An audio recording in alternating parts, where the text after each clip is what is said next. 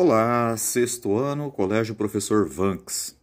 Dando continuidade aos nossos estudos sobre a célula, na apostila 1, página 93, trata da vida acelular.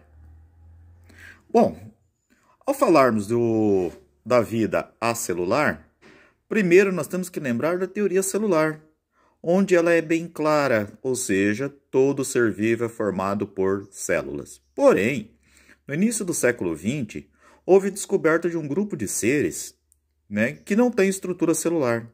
Quer dizer, não tem membrana, não tem núcleo, não há propriamente o citoplasma. Quer dizer, aquela estrutura básica de célula você não encontra. Ou seja, aquelas características de um procarionte, aquela característica de um carionte você não tem.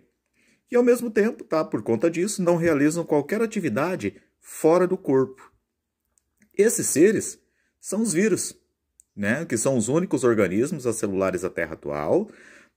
Eu falo, na verdade, de organismos extremamente simples, pequenos.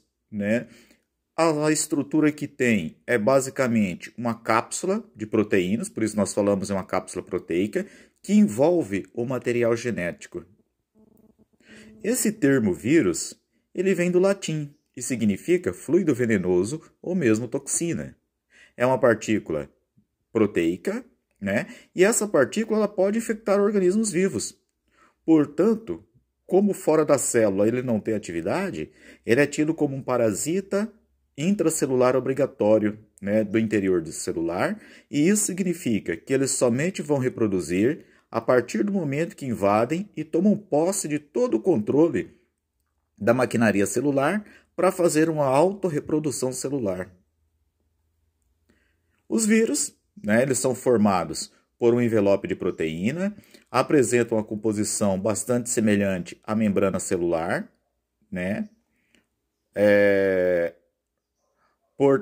ao assumir o controle do núcleo das células invadidas, então eles passam a ter essa estrutura, semelhante à membrana celular, porque eles penetram o interior de uma célula, então eles fazem o controle da maquinaria celular e ele passa a ter uma composição bastante semelhante à própria membrana celular ou à membrana plasmática. No interior desse envelope, de proteínas que envolve o vírus, é que está o material genético. Esse material genético tanto pode ser DNA quanto o RNA. Então, devido à sua estrutura, não são afetados por antibióticos.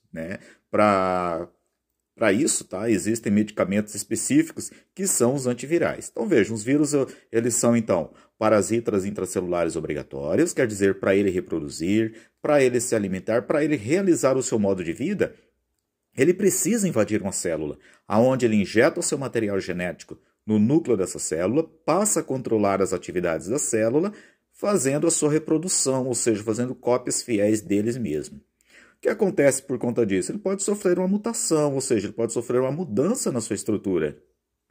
Então, nesse caso, um antibiótico que é específico para bactérias, para vírus, ele não poderá ser eficaz. Então, para isso, eu tenho aqueles medicamentos, e esses medicamentos, então, são os antivirais. Vale lembrar que os vírus, novamente, não realizam atividades fora das células, são parasitas intracelulares obrigatórios, ou seja, eles invadem bactérias, eles invadem plantas e eles invadem animais. Como consequência, acabam causando doenças. Aí é o exemplo do coronavírus, que a gente já comentou isso antes mesmo de entrarmos na pandemia em sala de aula, vocês devem lembrar. Trata-se, na verdade, de uma doença, infelizmente causada aí por um vírus até então desconhecido. Então vejam que o vírus, eles apresentam material genético, esse material genético pode ser DNA ou RNA, eles vão interagir com seres vivos, mas não realizam atividades no ambiente, ou seja, fora da célula eles não têm muito tempo de vida. Eles são considerados, assim, por conta disso, seres que estão na fronteira entre o vivo e o não vivo.